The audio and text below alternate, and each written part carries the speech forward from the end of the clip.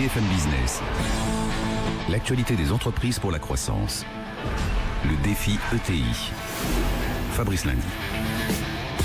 Bonjour à tous, quel beau début d'année déjà avec le défi ETI qu'on vous propose chaque semaine sur BFM Business. Oui, un rendez-vous.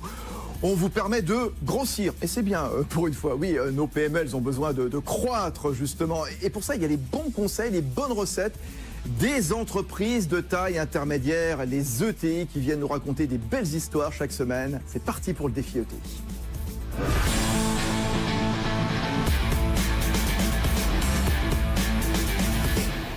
Oui, des recettes pour gagner, mais il ne faudrait pas que les grosses boîtes, de par leur comportement, viennent nuire aux petites entreprises, justement. Voilà, oui, gros plan, en effet, sur la sous-traitance et les relations donc entre les ETI et les grands groupes. On va en parler dans un instant avec notre ETI vedette. C'est Scalian, son président, Yvan Chabanne, qui est avec nous. Scalian spécialisé dans les systèmes numériques. Pierre Pellouzet, le médiateur des entreprises à Bercy, pour démarrer, pour planter le décor. Saïd Benraoui est avec nous. Bonjour Saïd. Bonjour Fabrice. Vous êtes le directeur de Palatine à Toulouse. On va fixer un petit peu les grands sujets qu'on va évoquer dans un instant avec Pierre Pellouzet, avec Yvan Chabanne. C'est quoi la nature des relations PME-ETI avec les grands groupes? Ça s'améliore ou pas? Alors, effectivement, il s'agit de relations de sous-traitance, donc c'est des contrats de sous-traitance avec les donneurs d'ordre. Mais personnellement, je préfère parler de partenariat par rapport à tout ce qui concerne la transparence et tout ce qui concerne, bien évidemment, la proximité entre l'entreprise, petite entreprise ETI, et le donneur d'ordre qui peut être une grande entreprise. Ça, c'est le mot magique, partenariat, vous avez raison, on y reviendra tout à l'heure. Parce que, oui, pardon, allez-y. Et ça s'améliore, pour répondre à la deuxième partie. Et ça s'améliore. Tant mieux. Ça s'améliore grâce notamment aux actions qui sont mises en place par les pouvoirs public, oui, bien sûr. Pierre Pellouzet, justement, qui est quand même le grand artisan du dossier, bien sûr. Oui, parce que il y a des bonnes, bien sûr, il y a des mauvaises pratiques dans les relations entre grandes et petites entreprises. Allez, si on devait en donner une ou deux de chaque. Alors, il faut que ça soit des contrats quelque part gagnant-gagnant. Donc, au niveau des petites entreprises, on revient sur le partenariat. Au niveau de la négociation sur les délais de paiement, bien évidemment, sur le respect de ce délai de paiement, parce que quelque part, une petite entreprise peut des fois être en difficulté parce qu'elle n'a pas reçu le règlement des factures en temps et en heure. Et aussi, il faut que le sous-traitant, donc la petite entreprise ETI aussi, respecte son contrat, son cahier de charges pour être au rendez-vous et respecter ses engagements. Donnant, on reparle de partenariat. Juste, parce qu'on parlera évidemment, parce que Pierre Pellouzet là-dessus, il est intarissable, la question des délais de paiement, ça s'améliore ou pas? Alors, les délais de paiement, ça s'améliore. Donc, on est aujourd'hui sur des délais en France, en moyenne, sur 11,3 jours. Donc, au niveau des retards, je parle. Bien, donc, la France, voilà, on est la 3e place au niveau européen. Et au niveau des délais de paiement, ça s'améliore aussi grâce à la baisse de taux qu'on vit depuis quelques années, parce qu'effectivement, toutes les entreprises, grandes ou petites, en bénéficient, aussi par rapport à la baisse du prix du pétrole, qui permet l'amélioration des marges, et en l'occurrence, avoir de la trésorerie. Un certain pétrole qui remonte. Qui remonte aujourd'hui. Saïd Benraoui, vous allez vous asseoir, on va retrouver évidemment Pierre Pellouzet et Yvan Chabanne, bien sûr, à la tête de Scalian. Tiens, Scalian, qu'est-ce que c'est? On va se rafraîchir la mémoire avec Erwan Maurice. Sécuriser la première ligne de métro automatique à Paris, garantir l'enregistrement numérique des vols de Rafale et Mirage 2000 ou assurer la maintenance d'une partie de la Station spatiale internationale, en 3 décennies, Scalian s'est imposé comme un partenaire privilégié des industriels du transport, de l'énergie, de l'aérospatiale ou de la défense. Parmi ses clients, des noms comme Safran, Panasonic, Total, Airbus ou Dassault Aviation. Scalian sous-traite une partie de leurs activités grâce à ses 2500 collaborateurs installés dans 9 pays, en leur apportant le conseil et l'expertise technique dont ils ont besoin. À la tête du groupe depuis 2015, Yvan Chabanne, un ancien du leader mondial du conseil en ingénierie, Altran. Son ambition, valoriser l'innovation et faire grandir l'entreprise qui signait l'année dernière un chiffre d'affaires de 170 millions d'euros. Ces derniers chantiers, la réalité augmentée pour accompagner l'industrie du futur. Et une trouvaille originale, le drone Long Eye, relié à la Terre par un câble.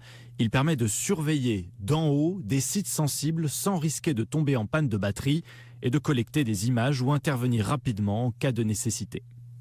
Passionnant, passionnant. Tiens, le S de Scalian comme spécialiste. Scalian, j'ai découvert ça, qui est inspiré du triangle scalène, dont la particularité est qu'aucun de ses côtés n'est égal à un autre. Je ne connaissais pas du tout. Voilà, ça traduit ce que vous expliquez, vous, Yvan Chaban, la capacité de l'entreprise à s'adapter à tous les profils clients. Bon, c'est bien dit comme ça. Voilà. Effectivement, voilà, on doit être agile, un peu comme et de rester sur nos pieds, bien stable. Bon, et c'est génial là, ce dont il vient de nous parler, Erwan Maurice, le Long Eye, donc ce drone autonome en énergie, parce qu'il y a un câble justement, il y a pas de batterie.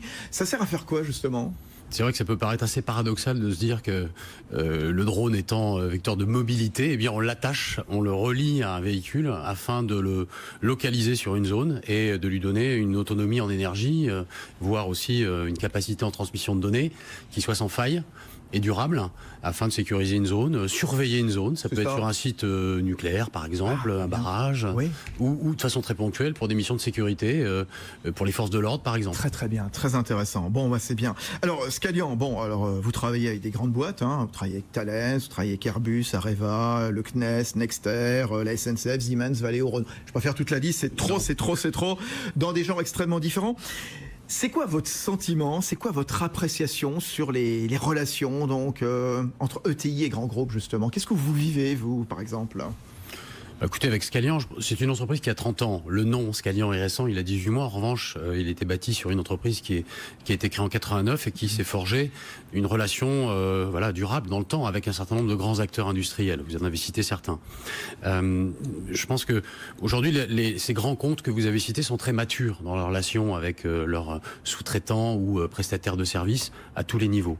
Ils ont appris à travailler avec eux et c'est vrai que si le sujet est de se dire comment est-ce que d'une PME, je deviens une ETI, eh bien la clé c'est d'arriver à être aussi dans une même relation de confiance avec ces mêmes acteurs industriels qui sont même matures dans une relation. La sincérité, le respect de l'engagement, le professionnalisme sont clés.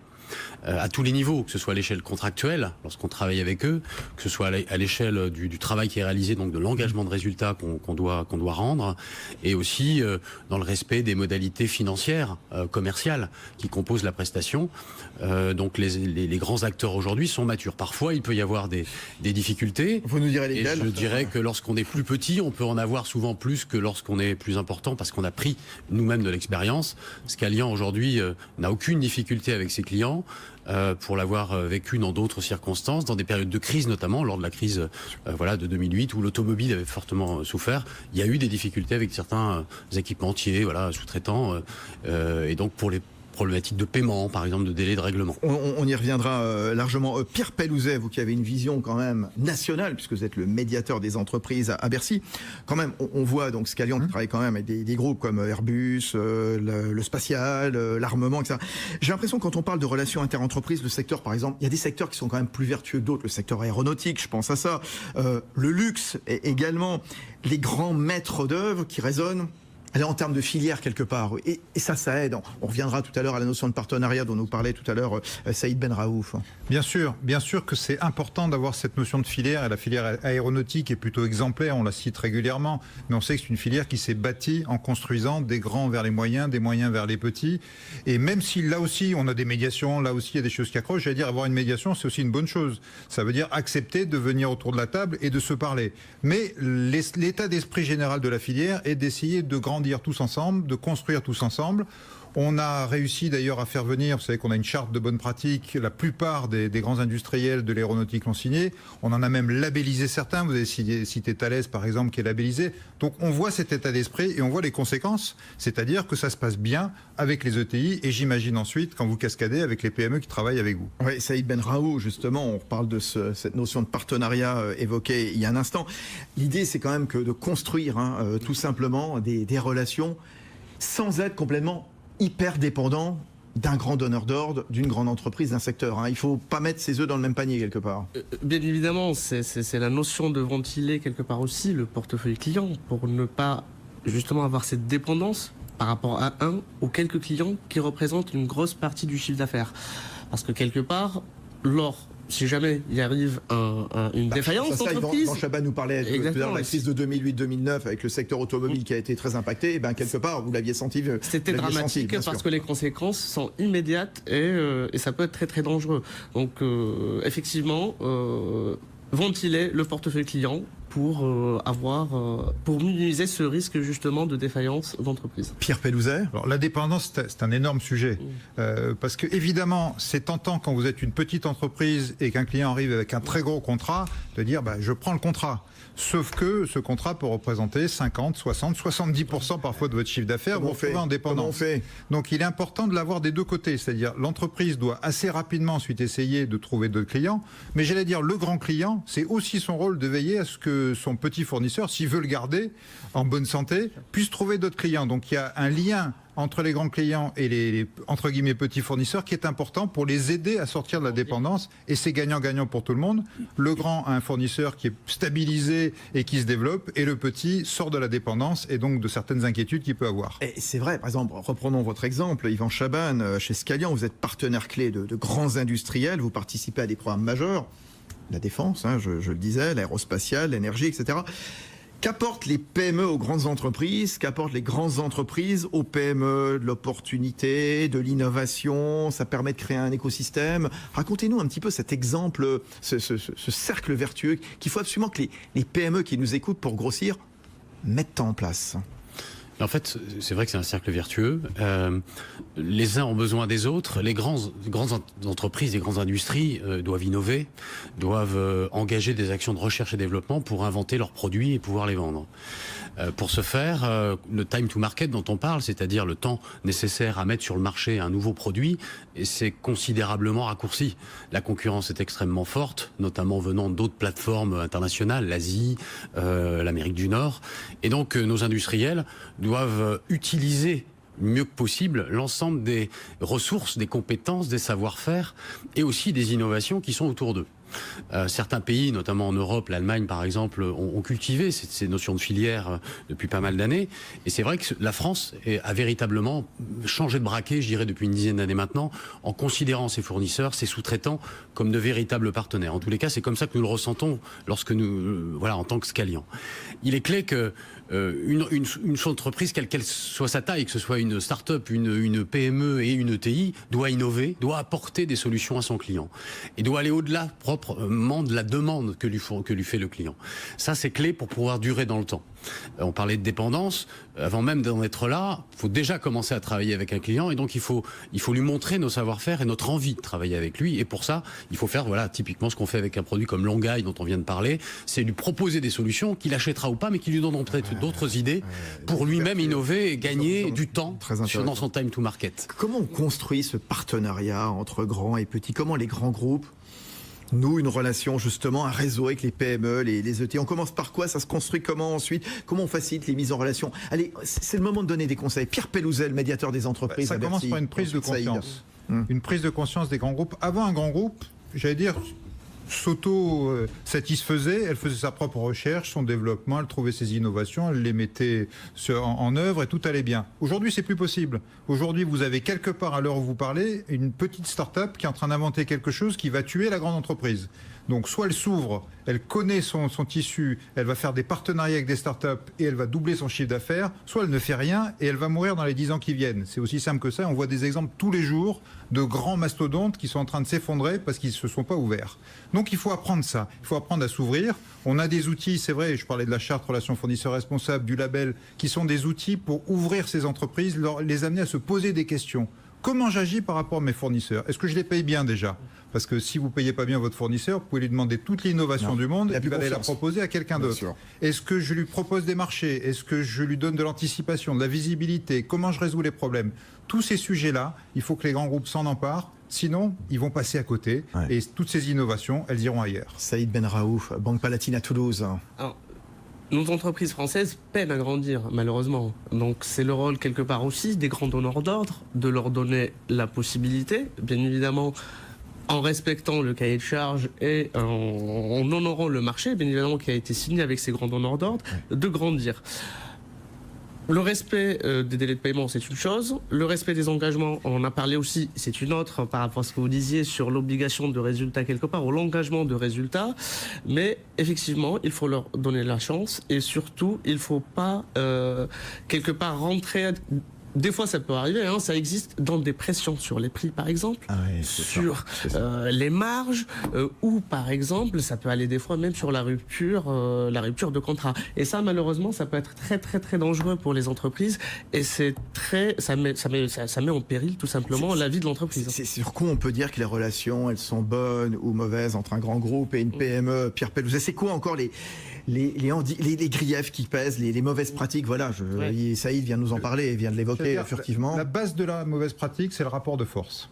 Si on considère que... Il y a encore beaucoup de dominés à dominants. Mais oui, mais j'allais dire presque sans faire exprès. Le nombre de factures qui ne sont pas payées simplement parce qu'il y a un système informatique magnifique qui bloque toutes les factures du fournisseur. On ne fait pas exprès, sauf que le fournisseur est en train de mourir, parce que lui, il n'est pas payé. Donc ce rapport de force, il faut le réhumaniser. Il faut recréer du dialogue. Nous, ce qu'on fait en médiation, c'est ça. C'est amener les gens autour de la table et leur dire, mais rendez-vous compte de ce que vous êtes en train de faire. Vous avez un problème informatique, très bien. Mais il y a une entreprise qui est en train de mourir, il faut faire quelque chose. Donc c'est cette prise de conscience du rapport de force, du rapport de taille, qui permet de collaborer intelligemment. On va refaire le point dans un instant sur les délais de paiement. C'est vraiment une plaie. Vous êtes venu nous le dire, je ne sais pas combien de fois ici même à BFM Business, Pierre Pellouzet.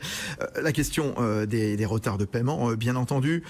Le désengagement brutal également, le non-respect des contrats tacites, les contrats léonins, c'est-à-dire les contrats abusifs, clairement. Voilà, donc. Ou des appels d'offres dont on voit clairement qu'ils amènent les entreprises dans le mur. Nulle part. Nous, on est saisis par des fédérations professionnelles qui nous disent si nos entreprises répondent à cet appel d'offres, elles vont toutes aller dans le mur. Le problème, c'est que on a envie de business, donc un ou deux vont craquer, vont prendre le contrat, vont aller à la catastrophe, et puis tous les autres vont rester ailleurs, mais sans business. Donc, et souvent, encore une fois, c'est de la non-connaissance du marché, des réalités. On parle de variation de matières premières sans savoir de quoi on parle, et du coup, quand il y a une volatilité, l'entreprise fournisseur se retrouve éjectée, alors qu'elle a juste répondu à un appel d'offres. Saïd Benraoui, et on retournera avec Yvan Chaban de Scalian. Justement, c'est très intéressant parce que quelque part, c'est la première question que l'entreprise doit se poser avant de s'engager dans un contrat. Est-ce que déjà l'ETI, la PME, elle a les capacités aujourd'hui de réaliser la demande de son client, le contrat. Est-ce que ça nécessite des investissements? Est-ce que ça va pas avoir des impacts sur la marge de l'entreprise? Ainsi de suite, ainsi de suite. Parce qu'il ne faut pas que la grande entreprise se mette également en danger en misant sur un fournisseur qui n'arrivera pas à fournir la pièce en question, et ça pénalisera tout le reste de la chaîne. Tout à fait, toujours dans le cadre d'un partenariat où tout le monde, quelque part, est rassuré par rapport à la capacité de la petite entreprise et de l'ETI de réaliser son contrat, et puis le donneur d'ordre d'honorer quelque part ses engagements pour le règlement des factures. Comment on arrive à se rassurer mutuellement? Yvan Chaban, président de Scalian. Au même titre que lorsque vous êtes en difficulté dans une relation client-fournisseur, le dialogue en amont même du contrat est extrêmement important, et le sous-traitant doit être capable de dire non. Il doit être capable même de refuser un contrat. Ça, c'est très important s'il ne se sent pas totalement capable de l'honorer. Souvent, je pense que des dérives se sont réalisées car sur l'opportunité de faire un business, trop de oui ont été donnés, sauf que derrière, lorsqu'il s'agit de délivrer le résultat, on traîne sur les délais, la performance n'est pas au rendez-vous.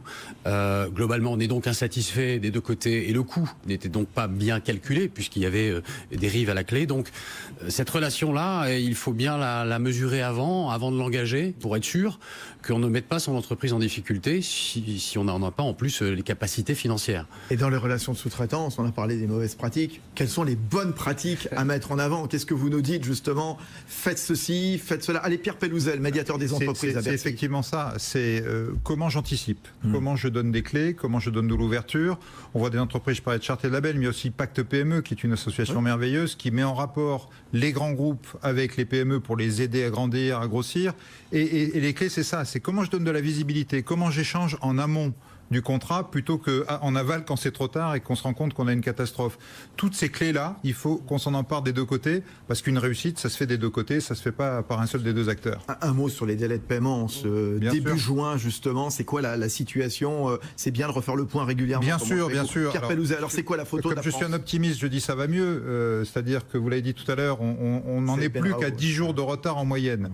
Mais 10 jours de retard, c'est 10 milliards d'euros qui sont encore dans les caisses des grands groupes et des collectivités et des grandes administrations, et non pas dans les caisses des fournisseurs. 10 milliards d'euros, ça reste considérable, et malheureusement, ça tue des entreprises tous les jours. Donc oui, c'est bien, on progresse, il y a une prise en compte. Je disais, on mesure aussi Grâce à quoi? Je pense tout un tas de choses très très dures, comme la loi qui s'est durcie, comme les pénalités de la DGCCRF qui sont maintenant affichées sur le site, jusqu'à des choses beaucoup plus sur, et nous on travaille beaucoup plus sur l'état d'esprit, sur le changement de comportement, charte, label, médiation. Je pense que c'est un panel d'actions qui font que les choses progressent.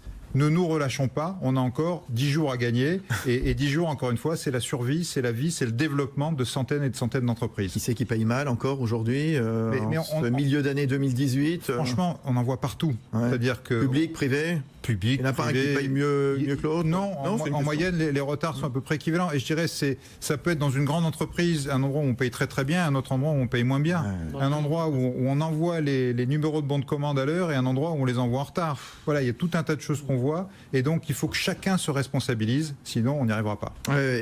Oui, allez-y, Saïd Benraou.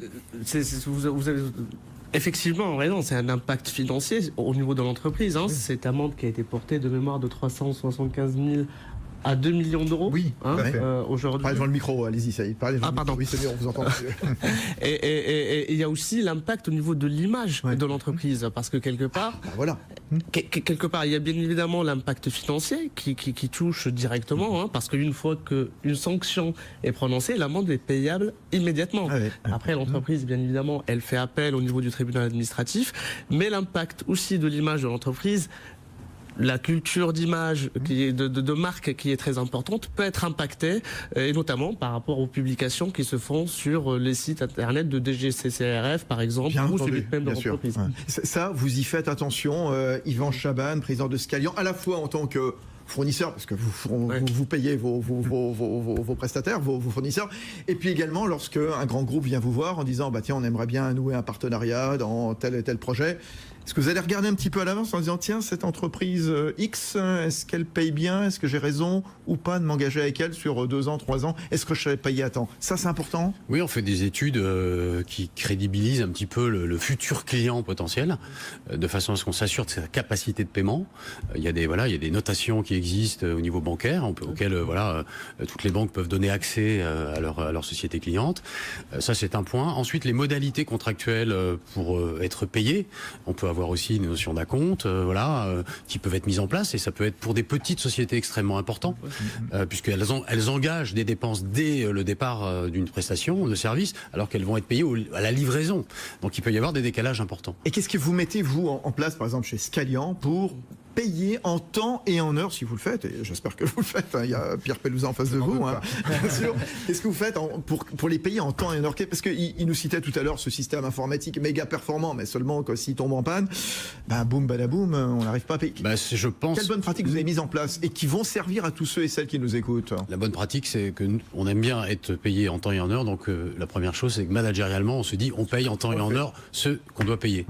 Ensuite, il n'y a pas d'outils, il n'y a pas d'organisation, il n'y a pas je dirais d'humain qui soit contre l'idée dès lors qu'on veut le faire, et qui soit contre la façon la possibilité de le faire. Donc je suis d'accord avec ce qui a été dit. Je pense qu'on peut s'affranchir de tous les outils de l'informatique. Dès lors qu'on veut payer en temps et en heure, on peut le faire.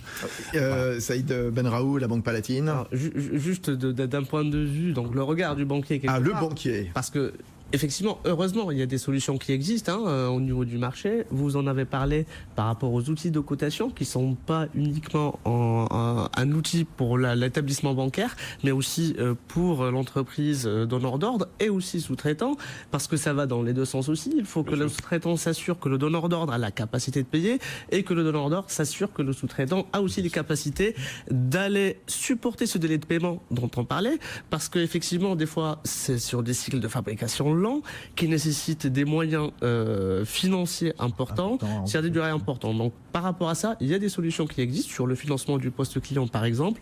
Il y en a qui sont simples et efficaces. On pense par exemple à la facturage, qui est une solution qui permet quelque part aussi d'accompagner la croissance d'une entreprise. Donc voyez votre banquier, c'est ce que vous dites aussi à votre façon, Saïd Benraou, voilà. Exactement, voyez votre banquier, de préférence Banque Palatine Toulouse. On était voisins aussi. On va pas faire de pub, non pardon. Juste Pierre Pellouzet, la médiation négociations interentreprise travaillent toujours efficacement, des entreprises avec des taux de réussite toujours supérieurs à 80%. On est entre 75 et 80%. Ouais. On a une croissance assez phénoménale. On faisait une centaine de médiations par an il y a 5 ans. On en fait une centaine par mois maintenant, toujours avec ce taux de réussite. C'est toujours gratuit, c'est toujours confidentiel. C'est toujours gratuit, toujours confidentiel. Anonymat, les PME public, ont encore peur aussi de venir vous solliciter publiquement. Alors, il y a 2 barrières qu'on doit vaincre. Un, nous connaître, parce que malgré tous les efforts que je peux faire, et aussi grâce à vous, mon cher Fabrice, encore beaucoup de PME ne nous connaissent pas et ou ne comprennent pas bien ce qu'on fait. Et 2, oser nous saisir, ça se passe bien. Notre but, c'est de recréer un lien de confiance, un lien de discussion, un lien de dialogue. Et donc, à la fin, vous en sortez avec une poignée de main et une solution. Et donc, vous n'allez pas vous fâcher avec votre client. Bien au contraire, vous allez retisser un lien et retravailler ensemble. Avant de nous quitter, un dernier mot. Comment on accélère, comment on fait en sorte que ces relations soient encore meilleures, donc à l'avenir? Allez, un mot chacun. Allez-y, Pierre, puisque vous aviez la parole. Moi, je continue à promouvoir nos outils, mais c'est vrai que je parlais de la charte relations fournisseurs responsables. Il y a 2000 signataires aujourd'hui. Et il pourrait y en avoir 20 000. Enfin, toutes les entreprises de France devraient signer cette charte et venir travailler avec nous. C'est pas juste signer une charte, c'est on travaille ensemble, on édite des bonnes pratiques, etc. Et tout ça, ça crée un état d'esprit positif et on est là pour le créer, pour le renforcer et pour créer de la confiance. Saïd Benraouf. Continuer à lutter contre ces délais de paiement trop lents, transparence, proximité, c'est la clé pour moi. Allez, Yvan Chabanne à la tête de Scalian. Je dirais qu'il y a quand même beaucoup de bienveillance maintenant chez les industriels et dans la direction des achats qui traitent généralement la relation avec les fournisseurs. Donc moi je suis très optimiste et positif. Et ensuite c'est effectivement rester professionnel, savoir discuter avec son client en amont, avant que les difficultés arrivent vraiment sur la table. Eh ben merci à tous les trois. Saïd Benraouf, directeur de la Banque Palatine à Toulouse. Pierre Pelouzel, médiateur des entreprises à Bercy, et bravo pour votre boulot. Et puis Yvan Chabanne, président de Scalian, spécialisé dans tous les systèmes numériques avec un certain nombre de domaines extrêmement variés. On l'a vu, l'armement, l'espace, l'aéronautique. Allez, la semaine prochaine, ce sera la dernière du défi ETI de la saison. Ce sera à quelques jours du coup d'envoi du mondial en Russie. L'occasion de s'intéresser au sponsoring, à l'engagement dans le sport des ETI. Très bonne semaine à tous. BFM Business, le défi ETI, l'actualité des entreprises pour la croissance.